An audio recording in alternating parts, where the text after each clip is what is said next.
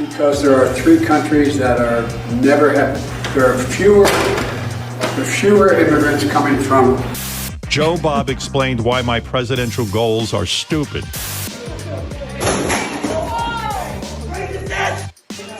Desires of that community as well as the talent and capacity of community. There are some of us that can be chameleons and decide not to embrace our ethnicities. Holy cow, so much happened yesterday. The trifecta of idiocy was on screen yesterday. That means Joe Biden, Kamala Harris, and KJP all hopped in front of a camera. Howard Stern mentioned me on his show, which was a weird twist of events yesterday afternoon. The View in some hypocrisy. Don Lemon gets smacked so much, I don't even know if we're going to get to it all. My name is Jobob. Thanks so much for tuning in to Daily Call Live. Daily Call Live starts right now. 2, 1. Here we go! Might be the only brown guy on earth named Jobob. That is actually their name, Jobob. From the dingy bunker, completely cut off from the outside world, except for you fine folks. My name is Jobob. This is Daily Call Live. Thanks so much for tuning in. On today, it is September 1st, 21st, the year of our Lord 2022. We got a lot for you today. And honestly, I'm not entirely sure that we're going to get to all of it. I mentioned the trifecta of hilarity entered the public space yesterday. Joe Biden gave a press conference. Kamala Harris gave not a press conference. Joe Biden gave an address. So did Kamala Harris. Kamala with another Kamala-ism that we'll get to. And KJP defended the president, saying the pandemic is over, but it's not, but kind of it is, but maybe it isn't also that. Let me see. Also, yesterday, I got a DM, an Instagram instant message, direct message, saying, hey, Howard Stern mentioned you yesterday? Okay, because that's I don't know, that's a thing that I guess happens to, I don't know. That was a bizarre turn of events, but cool. I'll play you that clip. Let me see. What do we want to start off with? Because, I do want to have this conversation about DeSantis versus Gavin Newsom. So we'll get to that also. You know what? Let's just start off nice and easy here with a Kamala-ism from the Vice President of the United States. If you haven't already, click the little like button, especially if you're on Facebook. The little share button really, really does help us out, especially if you're watching on Facebook. I think Getter too also has the repost button. Really, really helps us out. Continue doing what we're doing each and every day. Monetize this bad boy. And it does help us out, so appreciate you doing that. But without further ado, I want to get to this most recent Kamala-ism. If you've been watching this show for any extended period of time, you've known that we like to have Kamala off. Kamala versus Kamala versus Kamala. In how many run-on ridiculous nonsense things can she say at one time? Not at one time, just over the course of however she's talking. What was her best one? I don't know. I can't even remember. Joe Biden makes up words. Kamala Harris just repeats words. In this particular clip that I want to show you, somebody keep track here. Let me know in the comment section how many times she says the word community. Again, the word is community. If we were playing a drinking game, I think if you had to take a shot every time Kamala Harris said community in this clip, you might be dead. But watch this. Let me know what you think. And somebody keep track of this for me, and we'll compare notes. This is the clip from the Daily Wire, too, so they inserted some of their own funny tidbits. But watch this. So we invested an additional $12 billion into community banks because we know community banks are in the community and understand the needs and desires of that community as well as the talent and capacity of community. What community? There's a community? Of course there's a community. All these years I'm living in a community. I had no idea. So that was the Vice President of the United States saying we've invested in community banks because community banks are in the community and we need the community to understand what represents the community, and we do that by community banking in the community. I think it was 5 times. Anyone want to fact check me on that? How many times she said community? I'm not sure what next clip is. Okay. All right. My friend Benny Johnson was giving an address in Iowa and was playing a Kamala Harris clip. So if you don't know, Kamala Harris is the border czar. And Benny made a hilarious meme of Kamala Harris exiting her house when she... So there's a video of Kamala Harris where she leaves her house and sees the tour bus. I'm going to be the vice president, and this is my bus that I'm going to campaign on. Benny changed that to Texas Border Patrol and was showing that meme to a bunch of students, I believe in Iowa, as a part of a Turning Point tour. And this happened. Check this out. This is funny. Yeah, everybody's fact-checking me 5 times. Not fact-checking.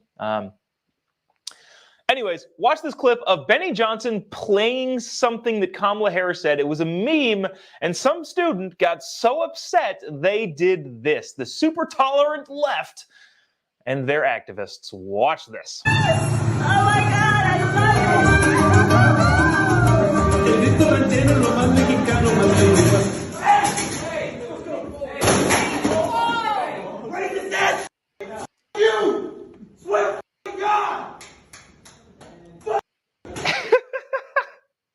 Okay, so first of all, I abhor violence, but the last couple events that Turning Point has done have been pretty, well, contentious. They're always contentious, but pretty violent.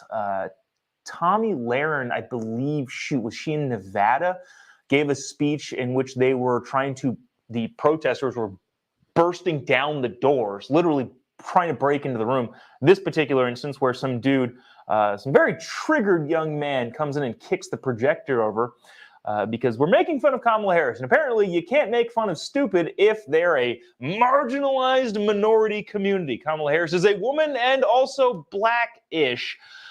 Therefore, we're not allowed to make fun of her or else we are quote-unquote racist, which I feel like is actually racist. The inability to poke fun at people who may or may not be a different skin color than you is racist. I think everybody should be equally made fun of despite their gender or race or ethnicity or religion or whatever. Let's make fun of everyone all the time. That's my stance.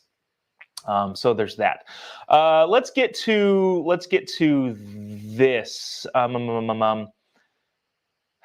Okay, let's get to this. This is I almost said Jen Psaki, her predecessor, Jen Psaki, but this is KJP, the White House press secretary. We're not going to spend a ton of time on this. I just thought this was funny. Yesterday, Monday, we talked about Joe Biden saying that COVID is over, which, by the way, somebody pointed this out that I thought was really interesting. It might have been Charles Cook of the National Review, but somebody said Joe Biden saying that the pandemic is over has some pretty interesting legal implications.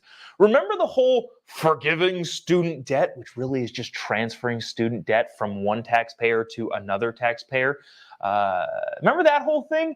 Well, the forgiveness of student debt or the canceling of student debt or the debt transfer to other people who don't have fancy college degrees was set with the pretense of, well, it's an emergency. It's a COVID emergency, and therefore we have the ability to cancel this student debt. Well, if Joe Biden says that the emergency is over, doesn't that mean that the quote-unquote cancellation of student debt is therefore unconstitutional?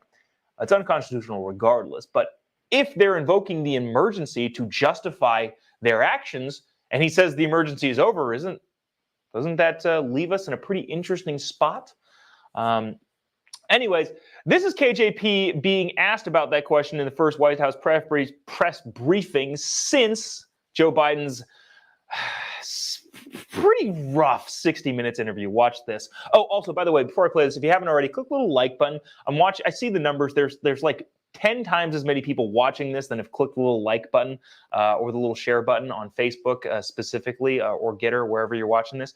Would appreciate you it doesn't cost you anything. Just click the little emoji button. Maybe this makes you very upset. And that's, you don't necessarily need to click the like button. You can click the angry button. Anyways, watch this from KJP as she tries to spin that no, it still is an emergency, even though the president said the pandemic is over. Watch this. The president said, and he was very clear in his 60 Minutes interview, that COVID remains a problem, and we're fighting it, and we have to continue to make sure that we are fighting this once in a generation pandemic. So that's KJP trying to backtrack on the idea that the pandemic isn't over. It's still a very big problem, and he was very, very clear. I can't recall the last time the president was very clear about anything. I will say, and I said this Monday, that he did seem at least coherent, which, despite what you think of President Biden, I disagree with him on pretty much every policy that he's put into place. For some reason, he ran as a moderate and turned into Bernie Sanders as soon as he got in office. All of that aside, when he does interviews, which aren't often, the last one he did was 7 months ago, but when he does interviews, I would like to disagree with him on policy, but I would want him to come off as coherent, not necessarily for domestic ability to poke fun at the president's incoherence, but on an international stage. Regardless of how much I disagree with the president and his policies, I don't want other countries from around the world, when he does a sit-down national televised interview, to come off as a doddering old man more than he already is, just for national security purposes. So there's that. Do with that what you will. But that is the White House press briefing, trying to spin it as they do. So there's that. Let's get to this, because I thought this was interesting. Oops, sorry, I didn't time that up very well. So yesterday, this is wild, man. This job is bizarre. I've been doing this for about a year, and it's an interesting kind of thing. Yesterday, I got an Instagram message from a guy who I thought he was kidding, but I open up this message, and he says, "Hey, man, Howard Stern was talking about you on his show yesterday." And I said, "What?" Or no, he said, "You made it onto Howard Stern." I couldn't tell if this was a joke. I think so. Yesterday, if you watched the show, I was talking about the comically large prosthetic fake boobs of a transgender teacher in Canada. I mentioned, and I still stand with this statement, that is the lowest point in this show, and I apologize for it. When somebody said, "Hey, you made it on Howard Stern," I thought maybe, okay, my very untoward conversation about prosthetic trans boobs was lower than Howard Stern, who talks about that sort of stuff on his show, unfiltered, all the time. I thought maybe that was what he was getting at. But then I said, okay, what does that mean? He said, no, you were actually on Howard Stern. He played a clip from you on Newsmax criticizing his presidential run. Now, I've been trying to decide how to play this in terms of trying to capitalize on being mentioned on Howard Stern and start a feud with him maybe. One of my friends suggested, hey, call him the uglier version of Weird Al Yankovic and see if he gets upset at that. I don't think he'd take the bait.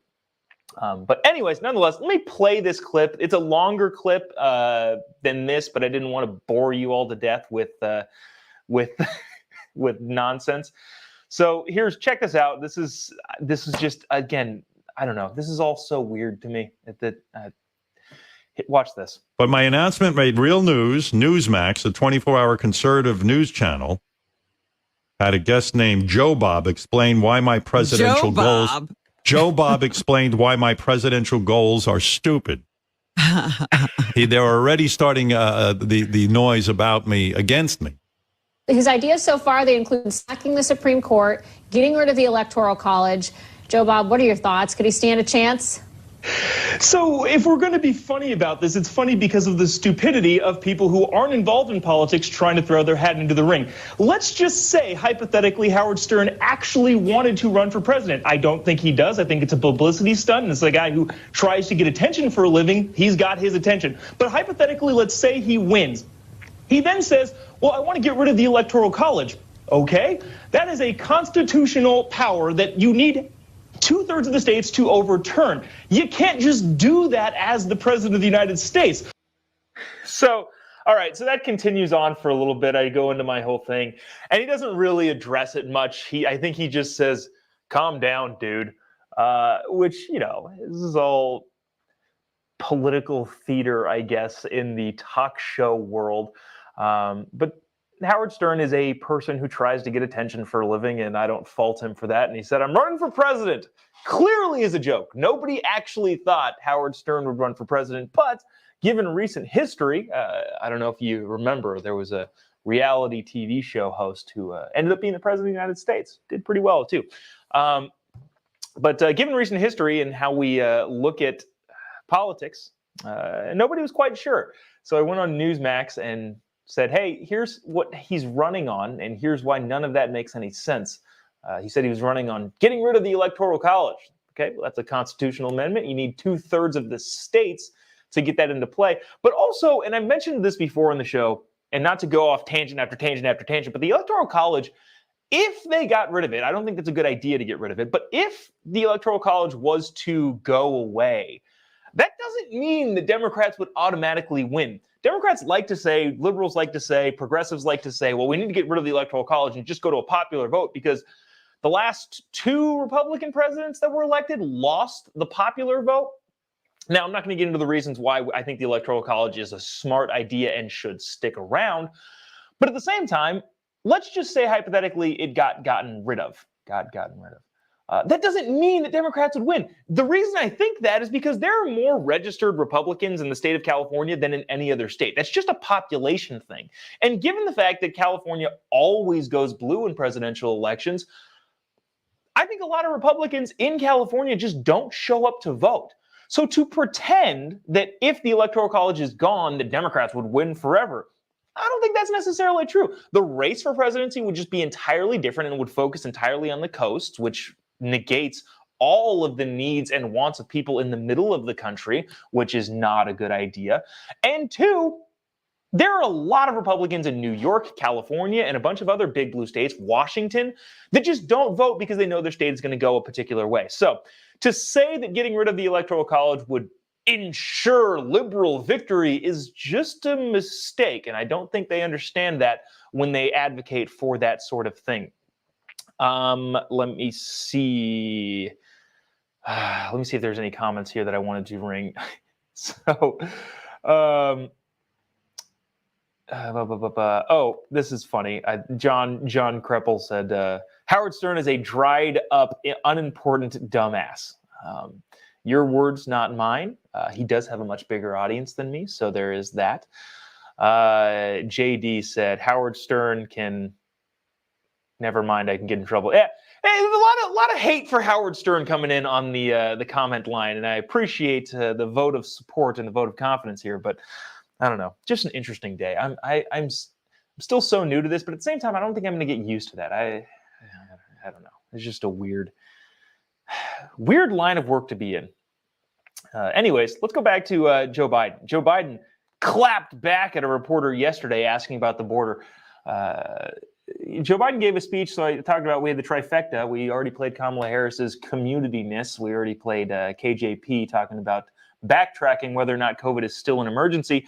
But Joe Biden yesterday also gave an address in which nobody paid attention to the actual address. It was only when reporters shouted questions as he was leaving the room that he stopped and said something that didn't make any sense, as is per usual from the President of the United States. He talked about where immigrants are coming from and why that means his situation is different and why the border is getting overrun. Yesterday, we talked about the 2 million people in the calendar fiscal year doesn't make any sense, Jobob. That doesn't. Those are 2 different things. In the fiscal year, there have been 2 million border crossings. And Joe Biden is being held responsible for that. But check this out. This is Joe Biden taking a question against the wishes, I'm sure, of all of the people in his office. The second he stops at the door and turns around, I would imagine the entire press office in the White House is going like, oh no, don't say exactly what you're going to say. But watch this from the president. Check it out. On the border, why is the border more overwhelmed under your watch, Mr. President? Because there are 3 countries that are there are fewer immigrants coming from Central America and from Mexico. This is a totally different circumstance. What's on my watch now is Venezuela, Cuba, and Nicaragua. And the ability to send them back to those states is not rational. Okay. So I guess I don't. So he's talking about the border being over. The question was, why is the border out of control? And then he, I think, answered a question that wasn't asked on deportation. He was saying, well, the border is why is the border out of control under your watch? Well, there's more people coming from Venezuela and South America. Okay, that shouldn't have any impact on whether or not people can cross freely or if people should not cross at all. I'm not entirely sure why that makes sense. I don't know. I'm not entirely sure what he's getting at there, but he was then asked as he walked back to the door to exit, again, to the discontent of, I'm sure, everybody in his press office, he answered another question that made him look pretty not awesome. Check this out. Migrants to Delaware, do you have any comment or response to that, sir? He should come visit. We have a beautiful shoreline.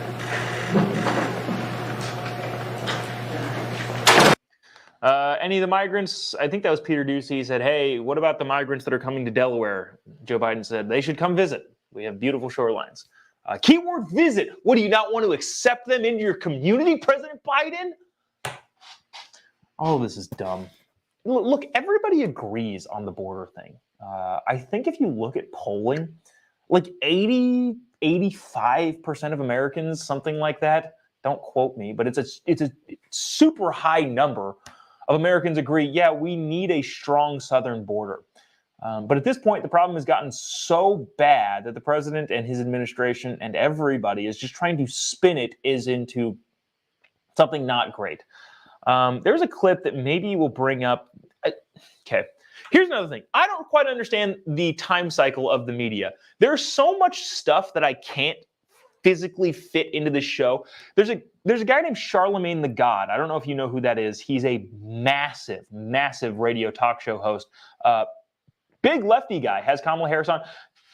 Kamala Harris, when she said that she's smoked weed before, that was on Charlemagne the God's show. So he's not a right-wing conservative by any stretch of the imagination. But there was a video of him on a panel calling Ron DeSantis a genius for sending a plane of 50 migrants, 2 planes of 50 migrants to Martha's Vineyard. Maybe we'll play that later on in the week, but that happened a couple days ago. So I don't know if that's like still interesting or relevant. So I don't know. As stories pass by, I don't know whether or not there's still something that we should talk about. There's a couple different things, but I want to have this conversation just to see, because I know this is the headline here in this particular episode, DeSantis versus Newsom. Let me know in the comment section what you think of this ongoing battle between the governors of California and the governor of California and the governor of Florida. Gavin Newsom challenged Ron DeSantis to a debate. He said, well, if your ideas are as good as you say, maybe we should debate. Gavin Newsom, DeSantis. I'm trying to find the exact verbiage or the exact tweet that Gavin sent. Here we go. Gavin Newsom challenges Florida Governor Ron DeSantis to a debate. Now, set this up, and we've talked about this before on the show. Gavin Newsom is running for president. Everybody knows it. That's the only reason that he would be running ads for himself in other states, as he is the governor of California. Not to mention, what's the Latin phrase, fait accompli, or something of that nature? Gavin Newsom wants everybody on the liberal/Democrat/progressive side talking about him as the natural opponent of Ron DeSantis. Whether or not it's going to be Trump or DeSantis, that's a conversation for another time. Gavin Newsom clearly is trying to pit himself as, well, clearly the guy who's going to go up against DeSantis is going to be Gavin Newsom, which is why he's been thumbing Ron DeSantis. Politically, from a political strategist standpoint, it's actually pretty brilliant. Gavin trying to make himself the antithesis of DeSantis. But Gavin Newsom tweeted, hey, Ron DeSantis, clearly you're struggling, distracted and busy playing politics with people's lives. This is in response to the Martha's Vineyard hilarious political stunt. And it was a political stunt, but it actually was effective and is working. I'll bring my hair gel. Since you have only one overriding need, attention, let's take this up in a debate. I'll bring my hair gel, you bring your hairspray. Name the time before Election Day at CNN, Gavin Newsom said to Ron DeSantis in a tweet. So here's the question that I have for you in the comments section, whether you're watching on Twitter, YouTube, Getter, Facebook. I'm curious. Do you think Ron DeSantis should take the bait? Because obviously this is a political stunt, and most people would assume that they're not going to actually debate. But the more you think about it, the more I kind of like the idea. Not because I think Gavin would get mopped by Ron DeSantis, because I think he would. If we tell the tale of the tape, Gavin Newsom, one, doesn't have the facts on his side. Ron DeSantis also, and I'm not a big college-educated, look at how smart they are, but Gavin Newsom went to, Santa Clara Community College and then Santa Clara University. I'm not knocking those schools. I'm not saying anything about that. I'm just saying that Ron DeSantis, if you don't know this, went to both Harvard and Yale. And so that's a thing in and of itself. I think Ron DeSantis definitely has the intellectual chops to best Gavin Newsom. But again, from a political standpoint, yeah, I don't know. So I'm just curious, do you guys think this is a good idea? What if we had a weekly debate between senators on national TV? People do it on, I don't know, your mainstream media outlets. Is that good for the country? Should DeSantis actually take the bait and say, yeah, sure, let's go ahead? Because one, I think intellectually Ron DeSantis would wipe the floor with Gavin Newsom, but two, he's got the facts on his side. So I don't know. As, just a connoisseur of political entertainment, kind of like, yeah, of course, Gavin would challenge him. But I don't, if DeSantis took the bait, I'm not sure Gavin would actually show up, because I think he would look like an idiot. So interesting. I would like to see DeSantis call his bluff, but I would be curious to see what you all think. Let me get to some of the comment section here. So yeah, there's this train of thought. Jody says DeSantis should just ignore Newsom. That could be the case. Newsom would get humiliated, said Paul. Pat said, I wouldn't think Governor DeSantis would waste his time. Soon Newsom will be a has-been. Maybe. Christina says DeSantis would destroy him. I also think that. Here's another one. Here's another nuanced take here. Lisa says DeSantis would clean his clock, but CNN will not be impartial. Yeah, I would imagine that. Wow, this is hilarious. I can't bring it on because it's too vulgar. Anyways. So, and then Mark says, I would love to watch Battle of the People We Elect. Yeah, I kind of agree. That's kind of my take on this whole thing. Also, let me see. Okay, and here's Johnny says, and this is again back and forth here. It'll give him free publicity. That's all he wants, which is what Gavin wants. Again, Gavin wants to be seen as the antithesis to Ron DeSantis. And last but not least, Shira, not entirely sure how to pronounce that. Sorry if I'm mispronouncing it. Says, get the popcorn. Yeah. Yep. Greg says, take it. I would love to see Newsom get pooped on. Funny. You know what? There's a couple things that I was going to bring on. Don Lemon just got smacked on his own show about reparations. That was very, very funny. There was some racism on The View. Maybe we'll bring that stuff up tomorrow, because I want to give that full shrift, and we're about out of time.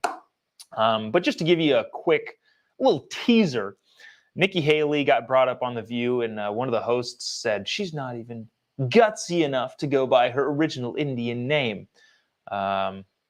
Hilarity then ensued, as several people on The View don't go by their own original names. And then Don Lemon was talking about reparations with somebody from the United Kingdom and just got his butt kicked. It was very, very funny. So, this is interesting. I'm wondering if this is a contrarian or this is a joke or what. Kevin says, LOL, Newsom is much smarter than DeSantis. I don't know. Maybe. I would bet against that.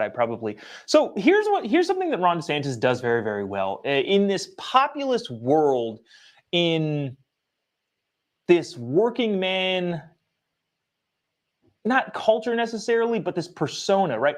Donald Trump is a billionaire. He's a real estate development billionaire, but for some reason was able to connect with working class Americans across the country. Ron DeSantis is very, very good at the same thing, even though, again, like I'm saying, we're not taking an IQ test here, but Ron DeSantis, even though he comes off as an everyday type of, Joe Schmo type person, which I think is smart politically, Dude is wicked intelligent.